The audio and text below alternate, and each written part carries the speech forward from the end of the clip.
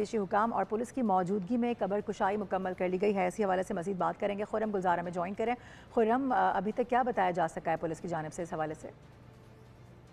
देखें, सुरजानी टाउन में ये शोहर के मुबैना तशद्दुद से जहाँ बाग होने वाली जो 18 साल मिसबा हैं, इनकी कत्ल की तहकीकात जारी है और आज अदालत के हुक्म पर मजिस्ट्रेट की निगरानी में कब्र कुशाई की गई है, जिसमें police surgeon doctor Sumaiya Tariq team, magistrate और साथ ही वकला और पुलिस अफसरान इस मौके पर मौजूद थे।